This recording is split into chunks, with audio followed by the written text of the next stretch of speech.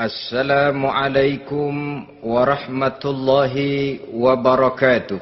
Waalaikumsalam warahmatullahi wabarakatuh. Bismillahirrahmanirrahim. Alhamdulillahi rabbil alamin. Wassalatu wassalamu ala ashrafil anbiya'i wal mursalin. Sayyidina wa maulana Muhammadin wa ala alihi wa ashabihil mujahidin at-tahirin. Amma ba'du, subhanaka la ilma lana illa ma 'allamtana innaka antal alimul hakim. La hawla wa la quwwata illa billahil aliyyil azim. Saudara-saudara kaum muslimin, terutama adik-adik para remaja dan pemuda yang saya cintai. Apabila seseorang akan membangun rumah, tentu saja dia akan mengadakan beberapa pilihan. Sejak dari memilih lokasi di mana rumah itu akan didirikan, sampai kepada menentukan bahan-bahan kualitas yang akan dipakainya, sampai kemudian kepada wujud dan bentuk rumah yang akan ditinggalinya. Demikianlah bahwa untuk membangun sebuah rumah yang hanya untuk menaungi kehidupan di dunia ini, kita mengadakan berbagai macam pilihan. Apalagi kalau kita akan membangun sebuah rumah tangga yang kita harapkan tidak hanya akan menaungi kehidupan di dunia ini, tidak hanya untuk kepentingan kita saja, tetapi juga untuk kepentingan anak cucu kita di belakang hari, termasuk sampai kepada hari akhirat nanti. Oleh karena itu, pada pertemuan kali ini, saya hanya ingin khusus berbicara kepada adik-adik remaja dan para pemuda, bagaimana sebaiknya memilih jodoh menurut ajaran agama Islam. Dalam Al-Quran, Allah subhanahu wa ta'ala menjelaskan, Zuyyina linnasi hubbus syahawati minan nisa. Bahwa manusia, apapun jenisnya, asal dia bernama manusia, dihiasi dengan perasaan cinta kepada perempuan. Jadi sejak dahulunya, secara fitrah, laki-laki senang kepada perempuan, sebagaimana perempuan pun senang kepada laki-laki. Dihiasi rasa cinta ini dalam kehidupan manusia. Dan oleh karena adanya rasa cinta, berkembanglah segala macam persoalan. Sehingga seorang ahli cinta pernah berkata, cinta adalah 5 huruf yang membuat persoalan tidak akan pernah selesai. 5 huruf yang membuat persoalan tidak akan pernah selesai-selesai. Tetapi dalam kehidupan sehari-hari sering kita saksikan bahwa cinta ini bisa mendorong, memberikan motivasi yang baik, dan cinta ini pun bisa juga memberikan dorongan yang tidak baik. Oleh karenanya, apabila cinta itu ibarat setetes embun yang jatuh di bumi yang subur, akan tumbuhlah di atasnya aneka ragam bunga-bungaan yang harum semerbak, indah, mewangi, sedap dipandang orang, menebarkan rasa aman, damai, sentosa, dan begitu selanjutnya. Tapi jika cinta itu jatuh di hati yang gersang dan tandus, tidak ada yang akan dapat tumbuh di sana selain sirih memanjat batu, kuning daunnya, lemah gagangnya. Maka cinta yang semacam itu tidak akan memberikan dorongan positif kepada seseorang di dalam kehidupannya.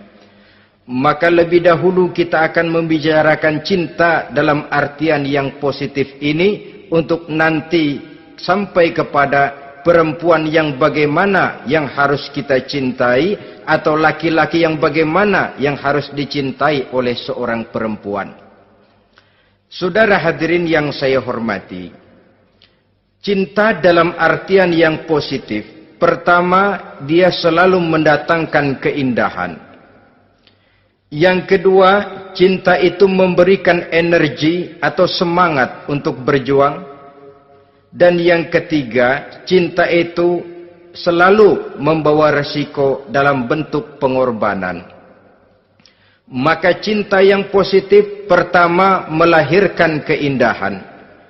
Disinilah orang memerlukan filter atau saringan. Sebab keindahan yang didasarkan karena cinta itu merupakan satu keindahan yang relatif saja. Boleh jadi karena indah orang jadi cinta, boleh juga jadi karena cinta segala sesuatu terasa jadi indah. Namun bagaimanapun juga, kalau hati sudah diliputi oleh rasa cinta, segalanya akan terasa menjadi indah. Cinta itu adalah keindahan. Yang kedua, cinta itu energi, melahirkan dorongan dan semangat. Yang lemah bisa menjadi kuat, yang takut bisa menjadi berani, yang jauh jadi terasa dekat. Itu semua karena dorongan cinta. Dan dari energi ini lahirlah yang ketiga, bahwa cinta adalah pengorbanan. Sehingga orang berkata, berani bercinta artinya harus berani berkorban. Takut berkorban, jangan bercinta. Kalau cinta ini kita salurkan kepada nilai-nilai agama umpamanya, yang pertama, cinta mendatangkan keindahan. Kita cinta kepada agama, maka apapun yang diperintahkan oleh agama akan terasa menjadi indah. Solat akan terasa menjadi indah. Puasa terasa menjadi indah. Zakat terasa menjadi indah.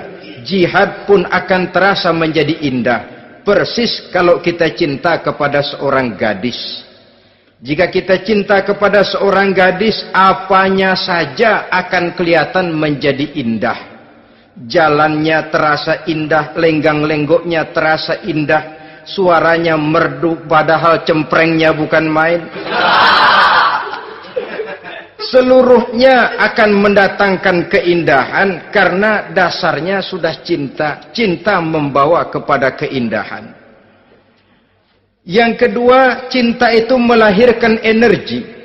Orang yang cinta kepada agama akan lahir tenaga dan semangatnya melaksanakan ibadah, melaksanakan puasa, melaksanakan zakat, melaksanakan solat, melaksanakan haji, bahkan melaksanakan jihad sekalipun.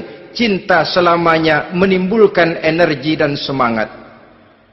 Sama saja dengan kita apabila jatuh cinta kepada seorang gadis, walaupun rumahnya jauh, katanya, gunung pun akan kudaki, lautan pun kuseberangi. Untuk apa itu? Untuk menemui apa yang kita cintai. Cinta selamanya melahirkan energi. Capek tidak terasa, lelah tidak terasa, semuanya tertutup oleh keindahan yang bernama cinta. Lalu yang ketiga, cinta membawa pengorbanan. Apabila kita cinta kepada agama, maka pengorbanan terhadap apapun yang diminta oleh agama, baik itu pengorbanan waktu, tenaga, pikiran, harta, bahkan pengorbanan nyawa sekalipun, kita tidak akan berat melaksanakannya karena cinta kita kepada agama yang kita anut ini. Demikian juga cinta kita kepada seorang perempuan akan membuat kita rela berkorban. Apapun yang dia minta, jangankan kita tidak mampu, jangankan kita mampu, kita tidak mampu sekalipun, kita masih berusaha untuk mampu guna memenuhi tuntutan si buah hati belahan jantung. Kadang-kadang malam minggu si doi ngajak nonton. Umpamanya, duit tidak ada, gajian belum, kerja enggak. Timbullah inisiatif, entah sepatu kita jual ke tukang loa, entah celana mampir dulu ke tempat lain. Yang penting kita berkorban untuk memenuhi permintaan si buah hati belahan jantung. Ketika itu pengorbanan sudah tidak kita rasakan lagi. Bahkan pengorbanan yang paling pedih sekalipun, dalam gurau, dalam bercanda misalnya, dicubit kita oleh kekasih kita, pedih bukan main, terkelupas kulit, mengalir darah, bukan nangis, nyengir. malah kadang-kadang minta tambah dicubit lagi. Itulah romantikanya cinta, sanggup membuat orang berkorban, melahirkan energi dan semangat, menambah keindahan dalam kehidupan, sepanjang dia dalam artian yang positif. Kalau demikian masalahnya, di dunia yang penuh dengan perbenturan nilai sekarang ini, orang sering salah jalan bagaimana memilih jodoh untuk membangun rumah tangga yang bahagia. Jangan lupa bahwa membangun rumah tangga ini bukan hanya untuk 1-2 bulan, bukan hanya untuk 1-2 tahun, bahkan bukan cuma untuk kehidupan dunia, lebih daripada itu pun untuk menunjang kebahagiaan di akhirat. Oleh karenanya, memilih jodoh bukan satu hal yang mudah, bukan satu hal yang bisa dilaksanakan sambil lalu, tetapi memerlukan penelitian, memerlukan pengamatan yang mendalam. Apa petunjuk agama tentang itu? Dengan kata lain, bagaimana seharusnya seseorang memilih jodoh dalam kehidupannya? Ini tentu saja sumbangan moral buat adik-adik remaja dan para pemuda yang lagi kebingungan memilih jodoh, atau barangkali buat bapak-bapak yang kepengen nambah lagi.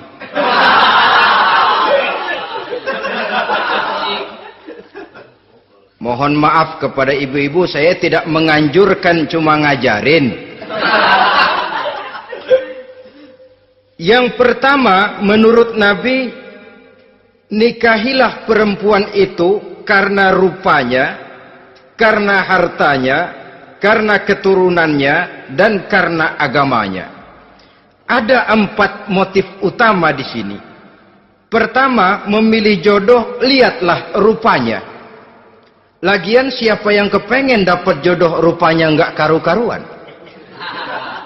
Cari rupa yang cantik, indah, dan menawan. Namun jangan lupa, saya katakan di zaman di mana sering terjadi benturan nilai seperti sekarang ini, orang sulit untuk mendapatkan keaslian. Di mana teknologi sudah sedemikian canggih, di mana ilmu kedokteran sudah sedemikian maju, maka berbagai macam rupa bisa dibentuk dengan apa yang dinamakan operasi plastik misalnya.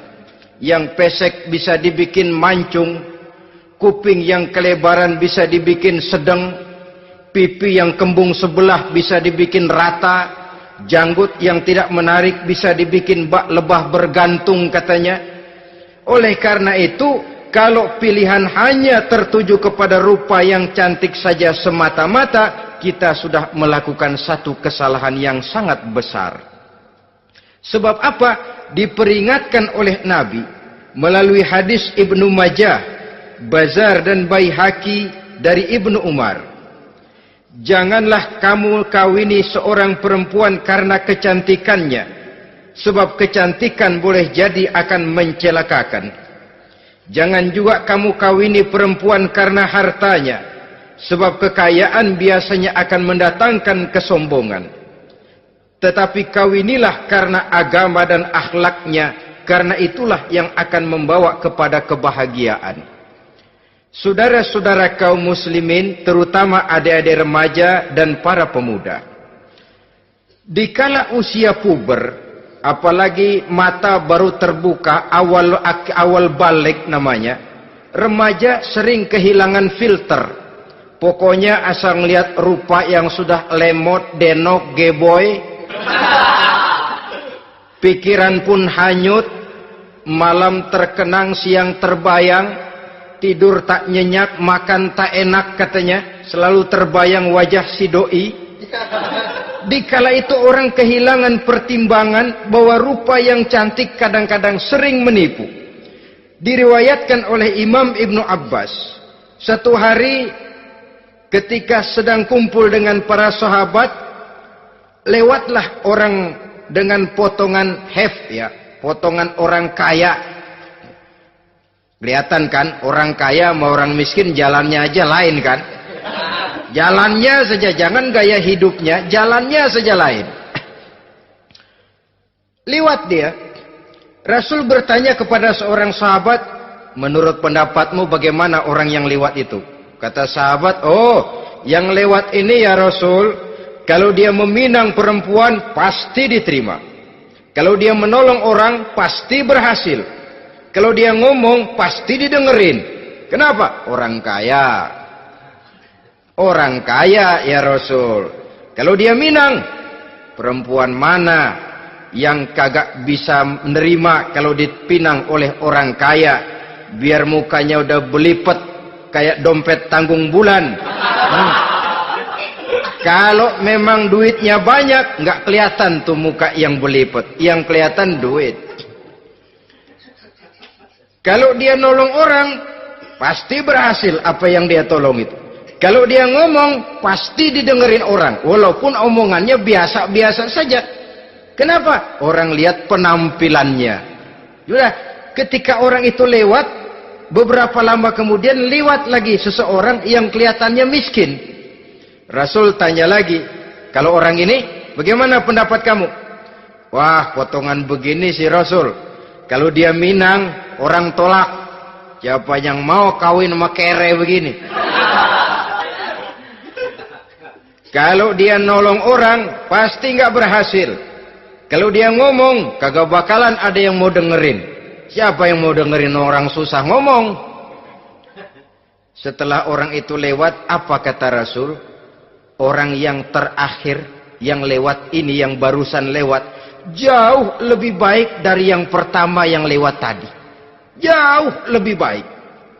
Maksud dari ucapan ini, Rasul sebenarnya mendidik para sahabat jangan tertipu oleh penampilan. Sebab penampilan tidak selamanya mencerminkan keaslian.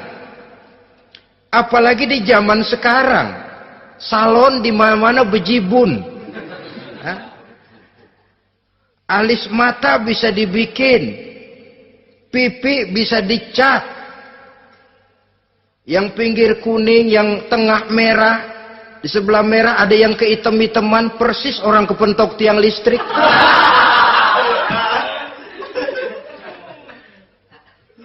Kecantikan yang artifisial, kecantikan yang bukan alami. Karena itu silakan saja cari yang cantik, tapi jangan terpaku sampai di situ.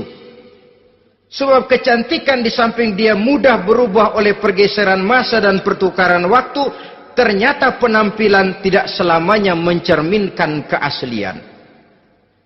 Lain hari seorang sahabat pernah mengadu, "Ya Rasul, ada apa?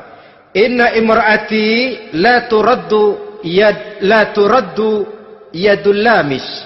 Ya Rasul, istri saya tidak pernah menolak tangan orang laki yang menjamahnya, mengajak salaman kepadanya. Apa jawab Rasul? Ceraiin aja. Tapi hati saya berat ya Rasul, saya cinta betul sama dia. Ya kalau hatimu berat, jaga dia baik-baik. Nah, dari riwayat ringkas ini kita ambil satu perbandingan. Memang punya istri berwajah cantik itu kadang-kadang si malakama kalau imannya tidak kuat. Si malakama. Kita diemin aja, binal, makan hati, nggak aman, nggak tentram. Jangan-jangan saya berangkat ke kantor, dia ngompreng.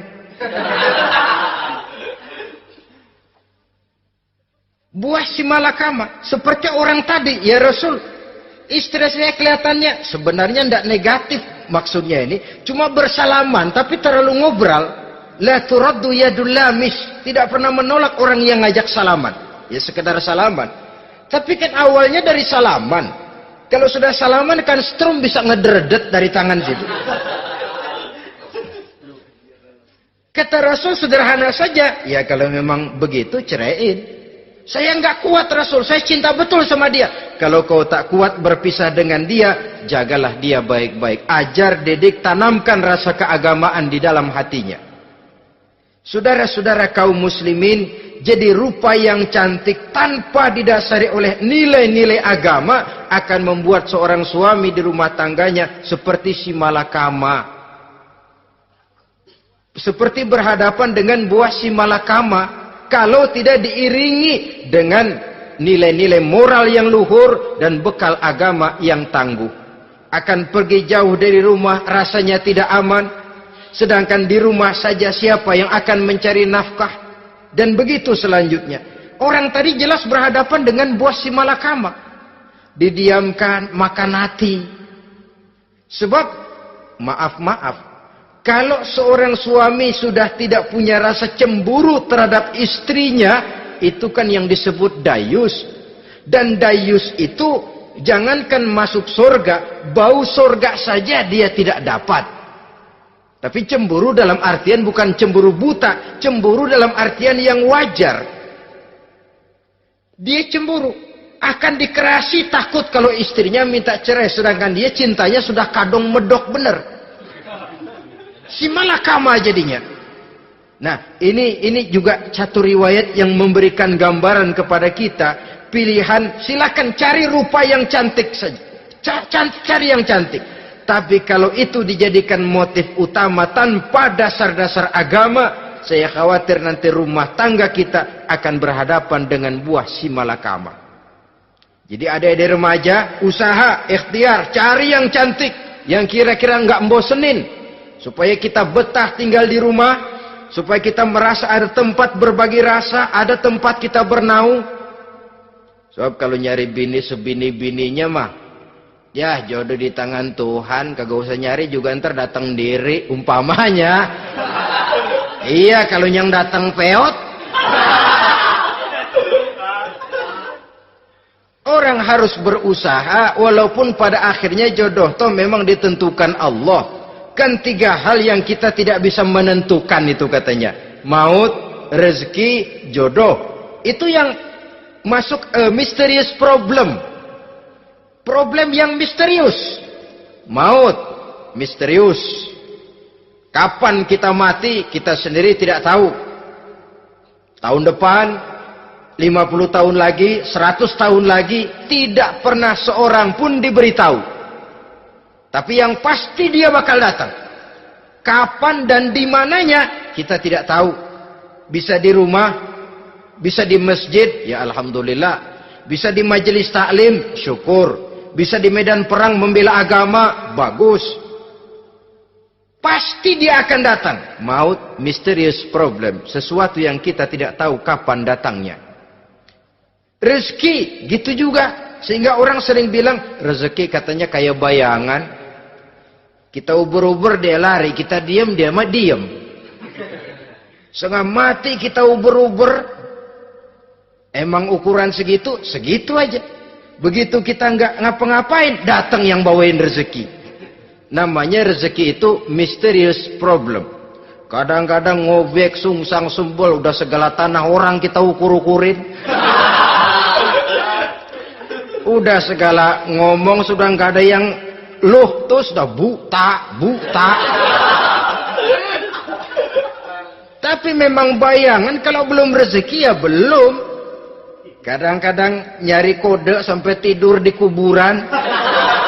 Belepotan tanah kuburan loh. Yang aneh lagi kadang-kadang orang gila ditanyain. Allahu Akbar, ini kode-kode zaman sekarang ini. Sampai orang waras nanyain orang gila, itu gimana itu?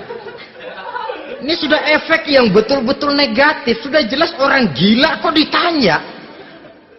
Apa kira-kira yang nanya nggak lebih gila dari yang gila itu?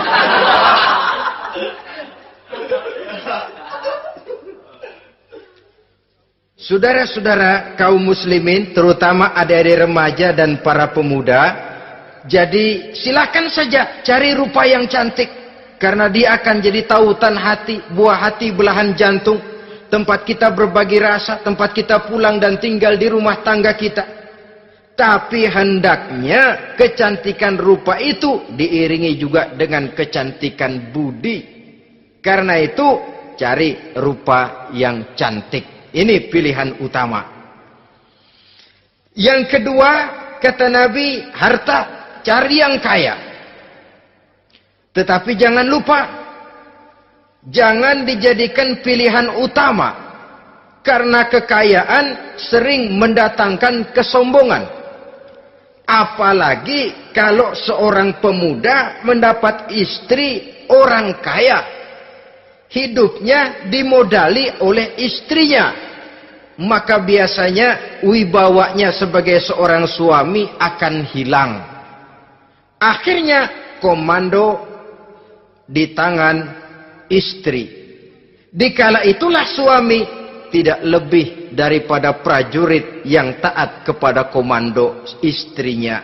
Padahal menurut konsep Quran, ar-rijalu qawwamuna 'alan nisa, laki-laki diciptakan sebagai pembimbing bagi perempuan. Kalau nanti suatu saat terjadi benturan, sedangkan modal diberikan oleh istri, terjadilah pengungkitan. Kata istrinya apa? Lu jangan bertingkah, lu kan kawin sama gue, modal lu kolor doang.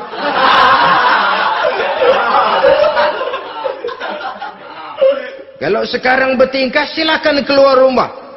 Bawa seperti engkau datang dulu. Jangan bawa apa-apa. Pergilah seperti engkau datang dulu kemari. Hilanglah wibawa seorang suami. Suami kalau udah digentak sama istri begitu, ngelempuruk kayak ayam sampar. Di mana lagi letak wibawanya? Harta sering mendatangkan kesombongan. Oleh karena itu, walaupun diperintahkan cari yang keturunan orang kaya, tapi maksudnya jangan dompleng.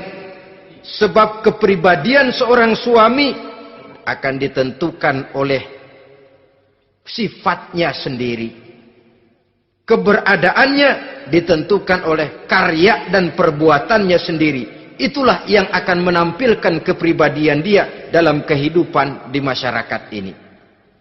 Saudara-saudara kaum muslimin, terutama adik-adik remaja dan para pemuda, kan kadang-kadang di zaman sekarang kan kelas-kelas gigolo, playboy ya, nyari tante-tante kesepian, mejeng-mejeng di pinggir-pinggir jalan dengan harapan apa? Ya barter lah, tukar tambah. Nah, supaya dapat rokok, dibelikan pakaian, motor, dan sebagainya. Tapi yang jelas hilang harga diri sebagai laki-laki. Dan itu yang paling mahal. Kalau seorang laki-laki sudah kehilangan harga diri, apalagi yang bisa dibanggakan dalam kehidupan ini? Apa artinya naik mobil kalau kepala tertunduk ke bawah? Apa artinya jalan di tengah masyarakat kalau kita tidak bisa menengadah dengan satu kebanggaan? Hilangnya harga diri merupakan kehancuran awal dari sebuah pribadi yang untuk jangka panjang kita tidak akan bisa lagi berbuat banyak. Tanpa harta orang memang sulit untuk bahagia. Tapi harta semata-mata bukan merupakan jaminan bahwa orang lantas akan bahagia.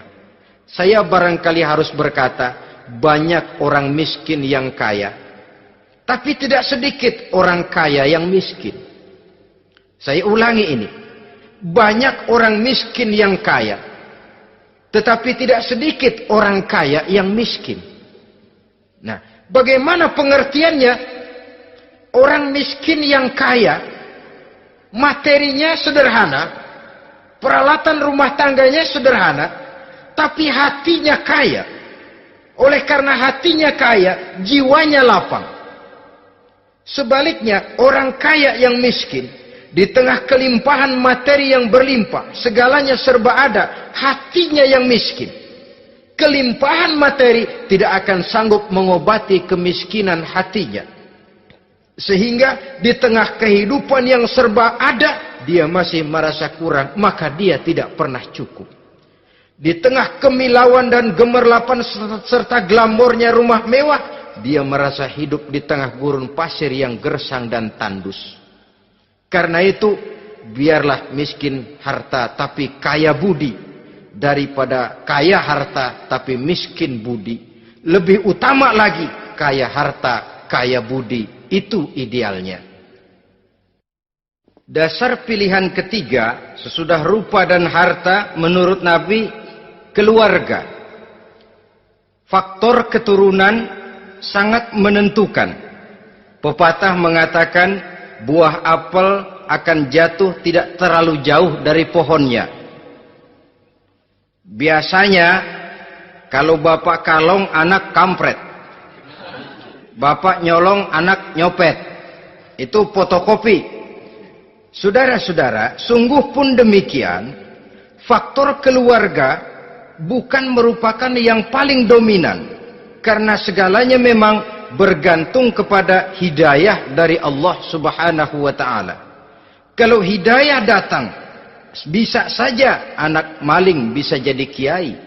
Kalau hidayah datang, bisa saja anak Nabi malah ikut bersama orang-orang kafir. Pada akhirnya orang mau besar atau tidak, bukan dengan jalan menyempeng kepada keturunan orang lain, tapi ditentukan oleh kepribadian dirinya sendiri. Tidak bisa kita menjadi besar dengan menyebut kebesaran orang lain. Itu sebabnya dicontohkan oleh Imam Ali pada saat beliau berkata, "Laisal fata may yaqulu kana abi, walakinnal fata may yaquluha anadha." Anak muda yang gentleman adalah anak muda yang berani berkata, "Inilah saya." Bukan anak muda yang membanggakan leluhurnya. Ini kan zaman sekarang ini lagi ngetop-ngetopnya lagu-lagu cengeng katanya dah. Sebenarnya menurut saya bukan cuma lagu cengeng yang jadi masalah. Lagu cengeng cuma satu efek dari sikap yang lebih utama dari itu, yaitu mental cengeng. Kalau mental sudah cengeng, apapun yang kita lakukan akan jadi cengeng. Tidak cuma lagu, kebudayaan yang lahir akan kebudayaan cengeng. Jadi pengusaha cengeng. Jadi pejabat cengeng. Jadi kiai cengeng. Kenapa? Mental cengeng. Di antara mental cengeng itu apa? Mengandalkan fasilitas atasan. Kalau tidak ada fasilitas dari atas, lantas tidak bisa berbuat apa-apa. Cengeng. Menjadi besar bukan karena karier pribadi, tapi karena nasib katrolan. Itu pun termasuk mental cengeng. Sedikit gagal, bagaimana sedikit jalan buntu, sedikit deadlock, lu ngapain lu melulu?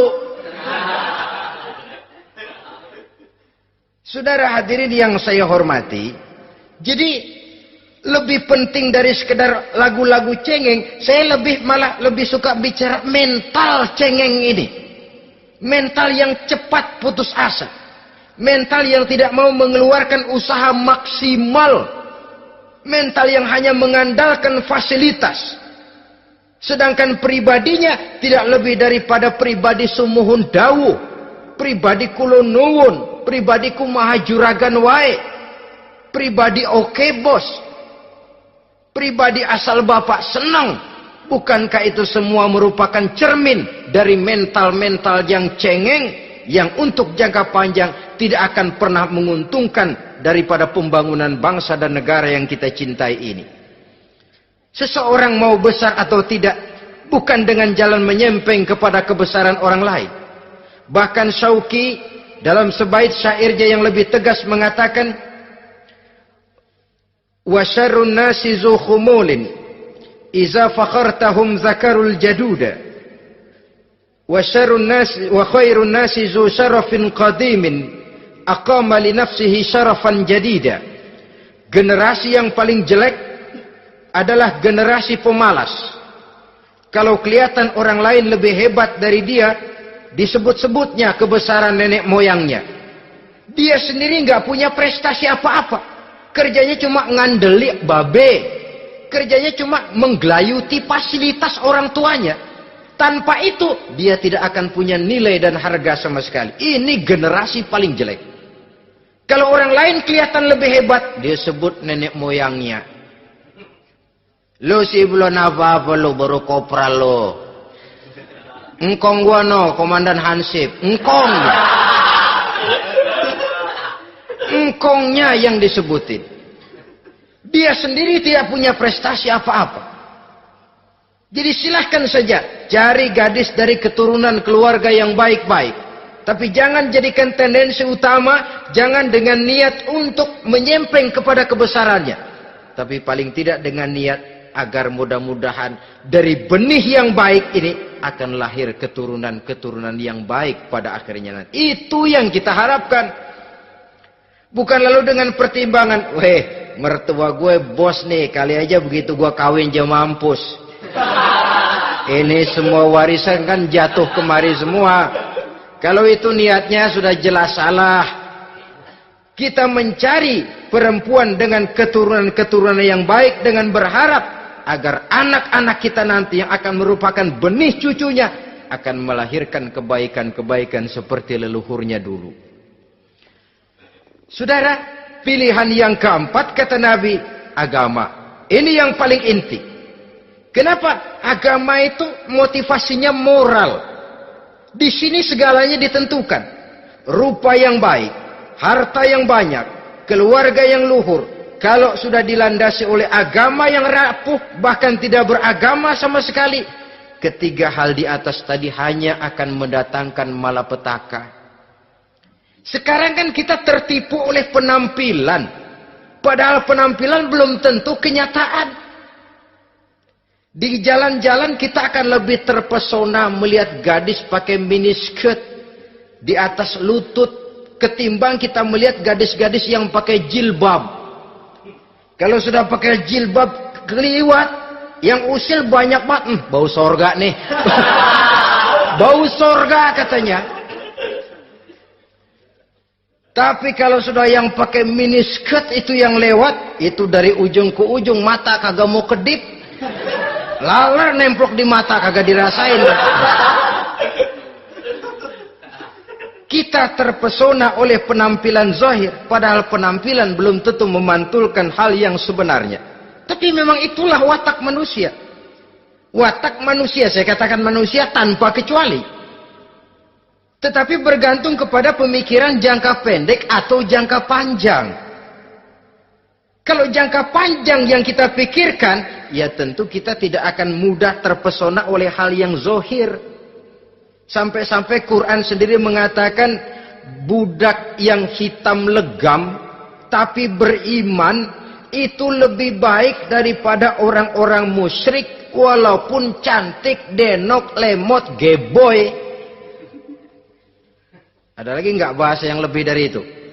Cantik, denok, lemot, geboy, bahenol, nerkom. Tapi kafir masih lebih baik budak yang hitam legam sekalipun. Kalau dia beriman. Kenapa? Rumah tangga untuk jangka panjang. So itu Islam tidak membolehkan kawin campuran dengan lain agama. Walaupun ada ayat yang mengatakan boleh kawin dengan ahlul kitab. Tapi sebagian mufassir menjelaskan bolehnya kawin dengan ahlul kitab itu dalam kondisi darurat. Dalam kondisi normal tidak bisa. Kenapa? Kalau sudah berlainan agama, akan terjadi kerancuan rumah tangga untuk jangka panjang. Bagaimana membina dalam keharmonisan di rumah tangga? Bagaimana nasib anak-anak nanti? Kadang-kadang ada keluarga, kami sih keluarga modern. Anak-anak kami berikan kebebasan untuk milih agama apa saja. Bapaknya Islam, istrinya Kristen, anaknya ada yang Hindu, Buddha. Bagus nih, keluarga pecel namanya. Bagaimana keluarga modern bisa seperti itu? Padahal seorang suami bertanggung jawab di hadapan Allah. Dia akan ditanya tentang istrinya. Dia akan dimintakan pertanggungan jawab tentang anak-anaknya. Kalau istri kita berlainan agama, mungkin terjadi pengkaplingan. Pokoknya kalau anak perempuan ikut ibu, anak laki ikut bapak. Administrasi dunia bisa begitu. Tapi akhirat, pertanggungan jawab di hadapan Allah. Bisakah kita? Sorry aja Tuhan emang janjinya begini. Saudara hadirin yang saya hormati, oleh karena itu budak legam hitam kalau beriman masih lebih baik daripada orang-orang yang tidak beriman walaupun cantik dan mempesona. Kenapa? Ini faktor agama. Ya buat 1-2 bulan bisa terwujud rumah tangga yang tentram. 2-3 tahun mungkin masih bisa bertahan, tapi sampai kapan? Sampai kapan itu akan terwujud? Pada akhirnya akan muncullah dilema yang akan sulit buat diatasi. Oleh karenanya, motif agama dijadikan stres oleh Nabi. Fasfar bizatiddin taribat yadak. Pilih agama sebagai titik sentral, sebagai pilihan utama. Kalau agamanya kuat, walaupun rupanya sederhana, tapi karena nilai agamanya kuat, dia bisa menyenangkan hati suaminya. Dia bersolek untuk kepentingan suaminya. Dia taat kepada suaminya. Harta, dia anak orang kaya untuk membantu perjuangan suaminya. Tapi kalau tidak ada modal agama, rupa yang cantik bisa menyengsarakan suami. Apalagi kalau suami kere. Istrinya sudah cantik, kaya ataupun tidak kaya kadang-kadang. Udah, suaminya suruh ngempuk di rumah bininya yang kerja. Ya kalau kerja mendingan kalau dikerjain itu.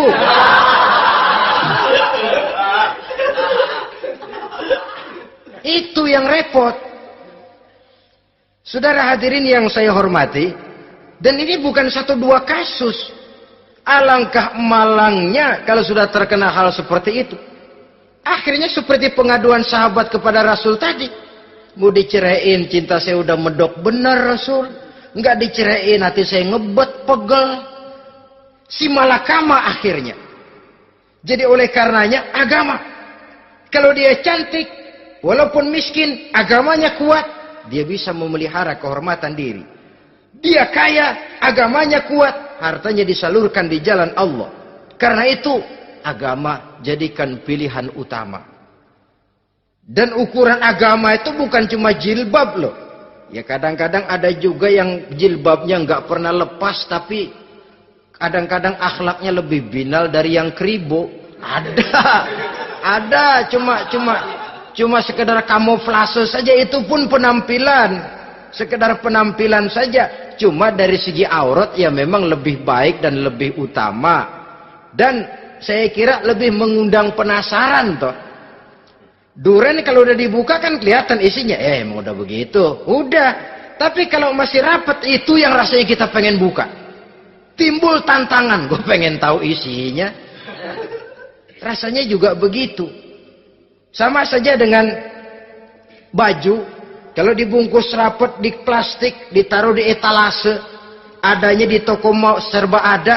Tahu kita barang mahal nih. Biar punya duit, kita mau nawar ragu-ragu, takut nggak cukup. Tapi kalau barang sudah dibuka di jalanan, diobral di pinggir jalan, murahan, 1.003 masih dicampur odol. Yang begitu sih biar nggak punya duit, kita berani banget tanya, nawar, megang lagi nyemek. Berat duit nih bang. Kenapa? Barang sudah terbuka.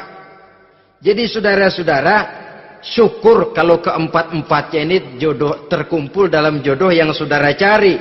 Sudah rupanya cantik, kaya, keturunan orang baik-baik, agamanya kuat. Nah, surga dunia tuh. Yang begitu cari. Kalau ada yang begitu, saya juga mau nambahin satu lagi.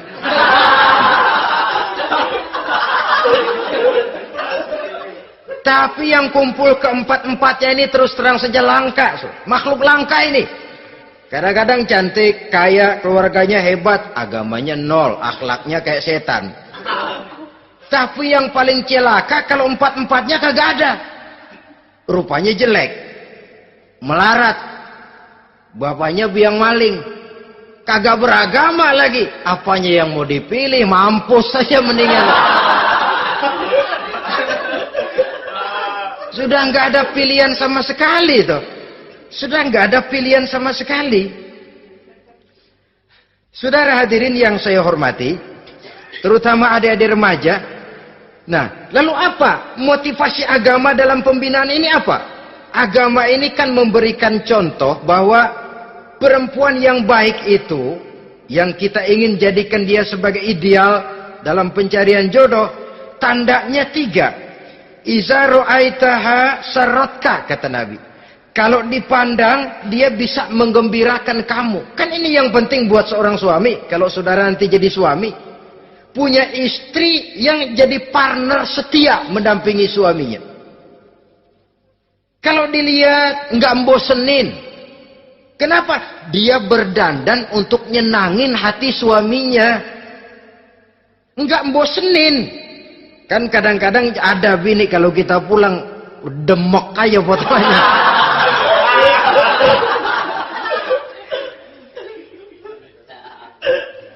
Ini yang bikin suami nggak betah di rumah ini kan yang begini. Adapun perempuan yang beragama, apabila dipandang oleh suaminya, dia pandai menyenangkan hati suaminya. Andai kata suaminya dalam kesulitan, dia tidak menambah beban kesulitan. Paling tidak dia bisa memberikan satu bantuan moral. Bantuan moral untuk mengurangi beban kesulitan daripada suaminya. Suami pulang dagang rugi, kata istrinya, romantika bang. Sekali-sekali lah, masa selamanya dagang mau untung. Besok siapa tahu untung lebih besar. Kan meringankan tuh. Kadang-kadang enggak, suami pulang dagang dari pasar panas, rugi. Sampai rumah bini pidato. Peletar-peletor. Lu dagang rugi, emang lu laki goblok.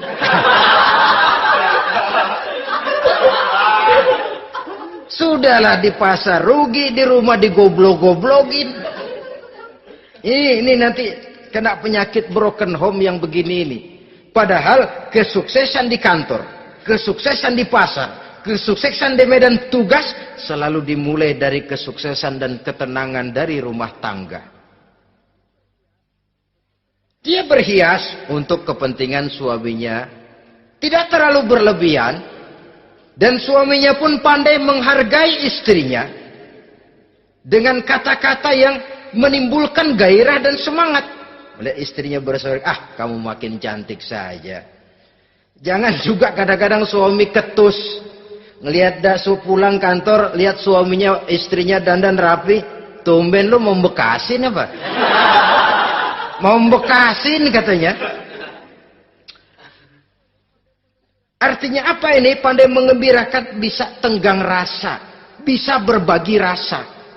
Sehingga suami merasa ada tempat dia bertukar pikiran, ada tempat dia membicarakan persoalan.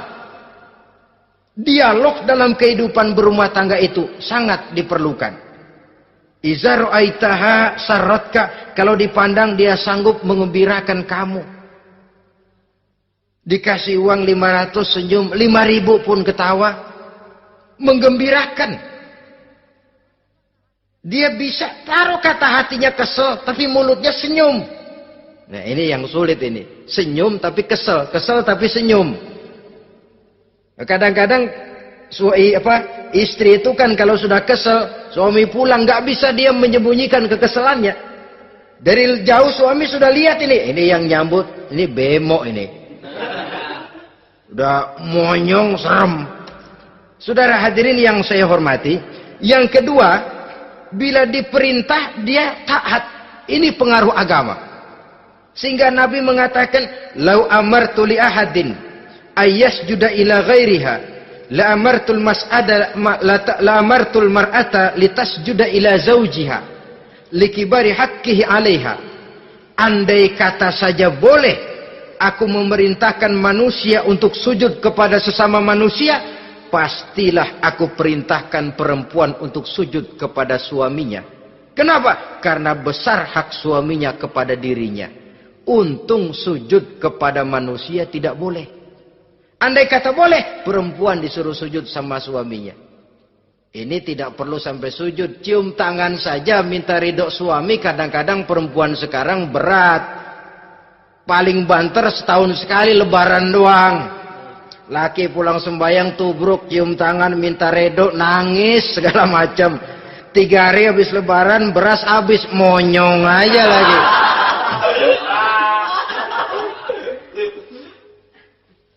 Saudara hadirin yang saya hormati, yang ketiga, akibat pengaruh agama, dia sanggup memelihara kehormatan diri dan sanggup menjaga harta suaminya. Memelihara kehormatan diri baik pada saat suaminya di rumah atau pada saat suaminya tidak ada di rumah. Satu riwayat, seorang sahabat akan pergi perang jihad di fi sabilillah. Ketika mau berangkat dia bilang kepada istrinya, saya mau berangkat perang. Kalau saya belum pulang kamu jangan keluar rumah. Baik bang. Pergi istrinya. Pergi suaminya jihad. 1 minggu, 2 minggu berlalu belum juga pulang.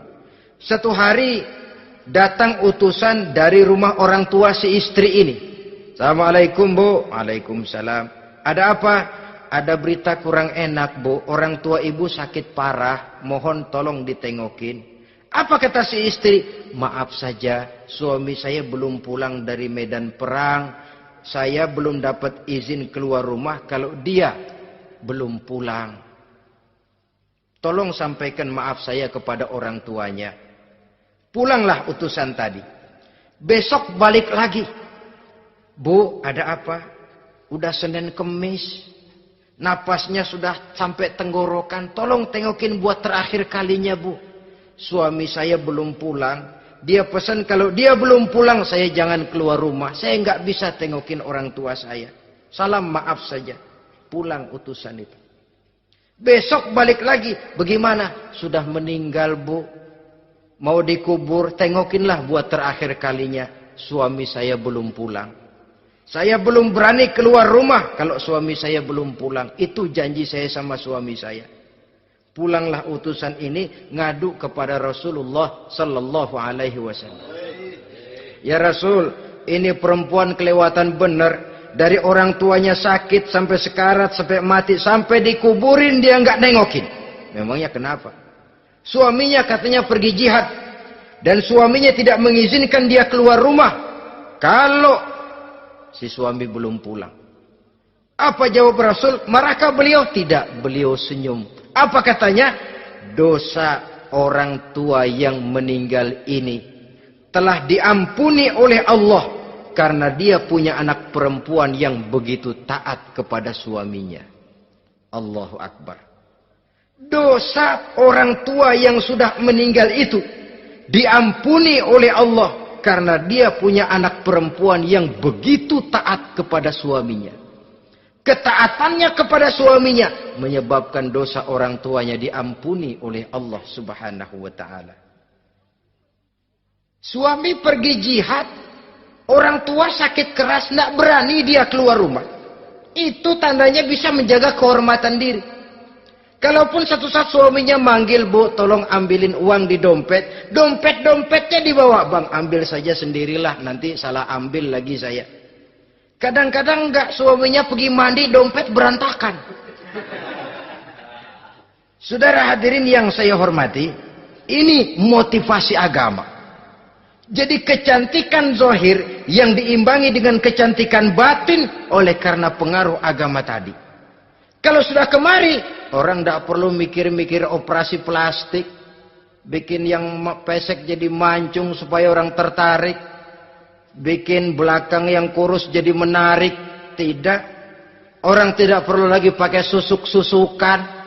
Dipasang di bibir supaya kalau senyum orang gempor. Supaya kalau ngomong orang percaya. Dipakai di kuping supaya macam-macam. Tidak perlu lagi. Pakai jompa-jampe, pelet-peletan. Supaya kalau diludahin orang ngikut. Nggak perlu lagi. Kenapa? Cinta itu nature. Sesuatu yang alamiah, yang tidak bisa dipaksakan. Dia kudrati, karunia dari Allah. Tidak bisa cinta dipaksakan. Kalaupun bisa, dengan ilmu pelet, oh saudara bisa membuat orang jatuh cinta, ya 2-3 hari, 4-50 hari. Kesananya, apa yang akan terjadi? Kelanggengan tidak akan pernah terwujudkan. Kenapa? Keterpaksaan yang akan timbul. Dalam kondisi semacam itu, rumah tangga tidak akan mengalami ketenangan dan ketentraman. Jadi biarkan cinta berjalan secara alamiah, karena dia memang alamiah. Saudara-saudara, nah sekarang kalau sudah ketemu nih, yang 4 tadi, rupa cantik, keturunan boleh, kaya lumayan, agama kuat. Apa yang harus kita cari? Apa yang harus kita lakukan? Apa pakai pepatah anak sekarang? Aku lihat, aku pikat, aku dapat, aku sikat, aku minggat. Bangsat.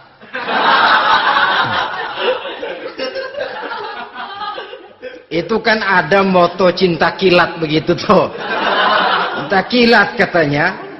Aku lihat, aku pikat, aku dapat, aku sikat, aku minggat. Bangsat. Atau kita harus hanyut dalam arus free love, free sex, Samenlevend, eksperimen dulu? Tidak. Islam menganjurkan kalau memang seret, nah ini rasanya ini nih, mantap gue nih. Apa yang diajarkan oleh Islam selanjutnya? Meminang, saudara-saudara. Meminang adalah langkah awal untuk mengikat tali pernikahan. Diizinkan meminang. Dan di dalam meminang pun diizinkan untuk melihat. Cuma kalau boleh, ya syaratnya itu, waktu melihat itu jangan sampai ketahuan si perempuan yang akan kita pinang itu. Untuk apa kita meminang? Pertama, untuk yakin. Yakin bahwa perempuan yang kita inginkan ini sudah kumpul syaratnya itu, tidak ada cacatnya. Yang kedua, untuk memperkuat tekad hidup berumah tangga. Diperlukan meminang. Adapun adat itu berbeda, tapi bahwa konsep meminang itu dalam Islam ada, itu jelas. Ya kalau mesti bawa pisang raja, pakai roti buaya, pakai martabak segede ban mobil truk segala macam, itu adat saja, ya. Tapi yang real meminang itu ada dalam Islam. Nah, bagaimana adab meminang? Setelah kita tahu anak ini cantiknya ya, keturunan baik, ya kekayaannya lumayan, agamanya kuat, pinanglah dia. Caranya boleh lihat langsung. Lihat langsung kalau bisa tanpa setahu si perempuan. Dan batas yang boleh dilihat itu muka dan tangan. Itu saja. Jadi jangan gerusak. Minta permisi Pak, saya mau ngelihat anak bapak seutuhnya. Soalnya buat saya ini nanti. Apanya aja dibedolin, jangan. Kira-kira yang boleh itu muka sama tangan. Andai kata kita risih, sebab nanti kalau nggak jadi akan jadi timbul rasa malu dan si perempuan juga kasihan. Boleh mengutus perempuan yang kita percaya. Coba kau ke sana, lihat kondisinya yang sebenarnya bagaimana. Kalau ngelihat dari jauh sih utuh, siapa tahu nanti tangannya kurang sebelah. Coba lihat sana. Saudara-saudara, kemudian boleh juga ditanyakan kepada orang tuanya. Dan dalam hal ini orang tua si gadis tidak boleh menyembunyikan aib atau cacat yang dimiliki oleh anaknya. Dia harus menceritakan apa adanya. Sampai pun kekurangan anaknya yang paling kecil sekalipun. Sebab apa? Jangan sampai istilah pepatah beli kucing dalam karung. Kedengeran suaranya doang meong-meong, begitu dibuka tuh kucing gempor sebelah kakinya nggak ada. Kan tentu kita tidak kepengen kecewa di belakang hari. Itulah perlunya meminang sebagai jembatan untuk menuju kepada pernikahan. Nah, dengan demikian kalau sudah usaha meminang ini dilaksanakan, jangan merasa sudah setengah resmi. Ini yang kadang-kadang jadi penyakit. Malah sesudah meminang harus masing-masing lebih menjaga diri, menjaga kehormatan, menjaga pergaulan. Kenapa? Agar saat memasuki jenjang pernikahan nanti merupakan jenjang yang sangat ditunggu-tunggu. Ada rasa keinginan tahu. Kalau tidak, ya udah biasa, nggak giroh lagi ngadepin perkawinan. Kenapa? Kemarin-kemarin gue udah cobain. Hilang gairah lagi. Sebab itu kalau sudah meminang, jangan merasa sudah setengah halal. Ah, udah minang ini Kadang-kadang orang tua juga konyol. Sudah dipinang, diumbar. Lu bawa kemana kayaknya lu udah pinang. Padahal meminang itu cuma langkah awal. Sedangkan selanjutnya harus lebih berusaha menjaga kehormatan diri. Sampai pada saat nanti pelaksanaan pernikahan. Nah, saudara-saudara, terutama adik-adik remaja dan para pemuda, walaupun agak sekilas memang karena terbatasnya waktu pada pertemuan ini, mudah-mudahan bisa memberikan gambaran yang sepintas tentang bagaimana sebaiknya kita memilih jodoh di dalam membina rumah tangga yang bahagia. Semoga ada manfaatnya. Terima kasih atas segala perhatian. Mohon maaf atas segala kekurangan. Usikum wa nafsi bitaqwallah. Wassalamualaikum warahmatullahi wabarakatuh.